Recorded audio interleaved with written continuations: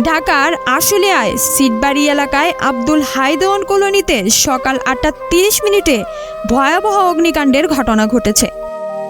অগ্নিকাণ্ডের সূত্রপাত এর সঙ্গে সঙ্গে নিকটস্থ ডিইপিজেডের ফায়ার সার্ভিসের কর্মীরা ঘটনাস্থলে পৌঁছে আগুন নিয়ন্ত্রণে আনেন। ফায়ার সার্ভিসের টিমের তথ্য মোতাবেক ইলেকট্রিক শর্ট সার্কিট থেকেই অগ্নিকাণ্ডের ঘটনা ঘটেছে। ক্ষতিগ্রস্ত পরিবারের সকলেই গার্মেন্টস শ্রমিক। গত বৃহস্পতিবার বেশিরভাগ পরিবারই বেতন বোনাস পেয়েছেন। এই অগ্নিকাণ্ডের ঘটনায় ২০টি পরিবারের নগদ টাকাসহ আসবাবপত্র সকল কিছু পুড়ে ছাই হয়ে গেছে।